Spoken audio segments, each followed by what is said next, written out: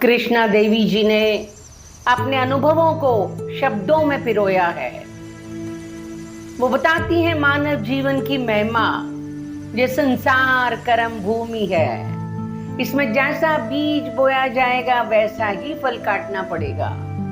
शुभ कार्यों का फल सुख और शांति और अशुभ कार्यों का फल दुख और अशांति। ऐसे मनुष्य आवागमन के चक्कर में घूमते हैं। ये दोनों पक्ष मनुष्य के सामने हैं। हर आदमी सुख शांति और मुक्ति चाहता है, परंतु वह शुभ कार्यों की तरफ ध्यान नहीं देता और अशुभ कार्य करने पर विवश हो जाता है। परमात्मा ने मनुष्य के सामने दो मार्ग रखे हैं, एक मुक्ति का, दूसरा माया का। मनुष्य माया की चमक दमक और चित्त को लुभाने वाले नजारों में इतना खो जाता है कि संसार के रसयुक्त पदार्थ देखने में मीठे और रुचिकर प्रतीत होते हैं और उनका परिणाम होता है कठोर।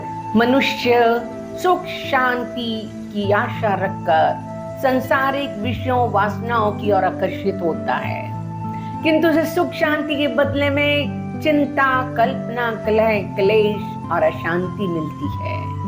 प्रियजनों के मोह में आसक्त प्राणी ये नहीं समझता कि सब माया का खेल है। संसारिक पदार्थ नश्वर और बिछुड़ जाने वाले हैं। इसके बारे में जो कबीर कथन करते हैं, कबीर माया नागिन जगत रही लिपटाए, जो इसकी सेवा करे इसको फिर खाए। दूसरा मार्ग है भक्ति का। भक्ति प्रकाश का मार्ग है। जिस प्रकार प्रकाश होते ही अंधेरा भाग जाता है, इसी प्रकार भक्ति के सन्मुख माया ठहर नहीं सकती। केवल अज्ञान के अंधेरे में अपना आधिपत्य जमाती है। ये माया का अंधकार पूर्ण सद्गुरु की प्राप्ति से मिट सकता है। हे मानव, जिस अमृत के स्रोत को पाने के लिए तू संसार में आया है, जिसके लिए तुझे ये दुर्लभ मनुष्य तन प्राप्त हुआ है, वह अमृत का खजाना तुम्हें सद्गुरु की सच्ची भक्ति के द्वारा ही मिल सकता है। कस्तूरी नाभि में बसे मृग ढूंढे वन माही, सब घट में प्रभु बसे दुनिया जानत नाही। मृग के घर में कस्तूरी होती है, परंतु उसे इसका ज्ञान नहीं होता। वह वन वन में खोजता फिरता रहता है।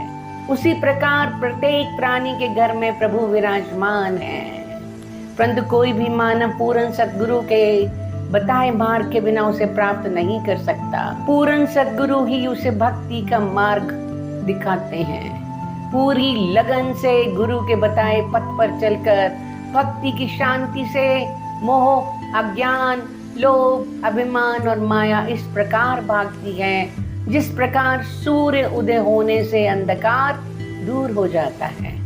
रामायण में काकभुशुंडी जी भक्ति के प्रकाश का वर्णन इस प्रकार करते हैं। राम भक्ति चिंतामणि सुंदर, बसे गरुड़ जाके और अंदर। परम प्रकाश रूप दिन राती, नहीं चाहिए कछु दिया कृत बाती। मोह दरिद्र निकट नहीं आवा, लोभ बाती नहीं ताही बुझावा। खल कामादि निकट नहीं जाही, बसे भक्ति बनी जेही उर्माही। हर व्यक्ति लक्ष्यहीन जीवन जी रहा है। हम धन संचित करने के लिए, आराम के साधन जुटाने के लिए, अपनी संतान का पालन पोषण करने में, उनकी पढ़ाई लिखाई कर उच्च पद तक पहुंचाने को ही अपने जीवन का लक्ष्य मानते हैं। ये ठीक है, संसार में रहकर व्यवहारिक कार्य करें, परंतु चित्त वृत्तियों को भगवान के सिमरन में लगाएं। चित्त वृत्तियों को व्यर्थ के कामों में मत लगाओ। लक्ष्य प्राप्ति के लिए मानव जीवन में समय की महत्ता है। इस समय में मनुष्य जितना आत्म कल्याण का लाभ उठा सकता है उठा ले। समय के पल और क्षण मनी मानिकों के सदृश हैं, इन्हें व्यर्थ में मत नष्ट करो। जल यदि बह जाए तो उसे प्राप्त किया जा सकता है। खोई हुई दौलत फिर से कमाई जा सकती है। बिगड़ा हुआ स्वास्थ्य चिकित्सा द्वारा पुण्य सुधारा जा सकता है, परंतु बीते हुए क्षणों को किसी भी उपाय से लौटा लाना संभव नहीं है। इस दुर्लभ अवसर का उचित मूल्यांकन करना चाहिए। आज का काम कल पर मत डालना। श्री प्रभु का भजन चिंतन करते रहो। प्रभु ने मानव शरीर दिया है तो उसका सदुपयोग एवं प्रभु का रहस्य नहीं जाना तो मनुष्य जीवित ही मृत के समान है। यदि मानव जीवन पाकर लक्ष्य तक ना पहुंचे और गुरु आज्ञा का पालन नहीं किया तो क्या घोड़ा, कुत्ता, गधा और बकरा बनकर तरोगे? इन योनियों में तो डंडे ही खाने पड़ते हैं। गधा और घोड़ा बनकर सारा दिन भार ढोना पड़ता है। रात को गाड़ीवान शराब पीकर नशे में चूर हो गया, चारा पानी देना भूल गया, सारी रात भूखा प्यासा तड़पता रहा। एक नहीं अनेक रातें ऐसी बीतती हैं, दिन को भार ढोना, रात को भूखे प्यासे रहना। मालिक से चाबुक भी खाने पड़ते हैं, दिन रात ऐसे ही रो रो कर और तड़प तड़प कर बिताने पड़ते हैं। ऐसे ही 84 लाख योनियां हैं, तुम किसको अपना दुख सुनाओगे? मूक होकर सब कुछ सहन करना पड़ेगा। इसलिए मानव, तू सावधान होकर एक एक पल को कीमती जान। सारा कीमती समय खान पान, ऐश्वर्य और सोने में मत खो। सांसारिक वस्तुएं हमारी इच्छा पूर्ति नहीं कर सकती हैं। जब मनुष्य को प्रभु के तत्व ज्ञान का ज्ञान होता है तो वास्तविक सुख और परमात्मा के दर्शन होते हैं। जब तक मनुष्य का मन निर्मल और लगन से उसका सिमरन भजन नहीं करता, वे अपने लक्ष्य तक नहीं पहुंच सकता। जिनका जीवन प्रभु के रंग में रंग चुका है, उनके पास साधन ना भी हो तो भी वे पूर्ण सुख का अनुभव करते हैं।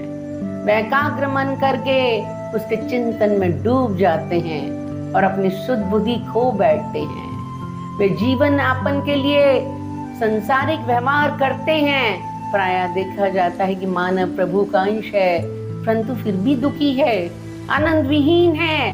इसका कारण है कि मानव आध्यात्मिक जगत को छोड़कर भौतिक जगत में सुख शांति अनुभव कर रहा है, परंतु वहां केवल दुख ही दुख मिलेंगे। पूर्ण सद्गुरु की शरण में जाकर सुख और शांति और उसके बताए मार्ग एवं प्रभु भक्ति से हो सकती है। सत्संग की महिमा इतनी है कि इसके साथ मोक्ष की भी तुलना नहीं की जा सकती। रामायण में तुलसीदास जी लिखते हैं, तात स्वर्ग अपवर्ग सुख धरिय तुला एक अंग, तुलना ताहि सकल मिली जो सुख लव सत्संग। स्वर्ग और मोक्ष के सुख मिलकर भी एक पल भर के सत्संग के समान नहीं हो सकते। संत परमात्मा का नाम और सत्संग का अर्थ है परमात्मा का सच्चा संग। तुलसीदास जी लिखते हैं, एक घड़ी आधी घड़ी आदि से पुनियाद, तुलसी संगत साधकी हरे कोटि अपराध। साधु संतों के संग में एक एक क्षण प्रभु भजन सिमरन में लगाकर लक्ष्य प्राप्ति का मार्ग अपनाना चाहिए, तब मनुष्य आवागमन के चक्कर से मुक्त हो जाता है। जय श्री राम।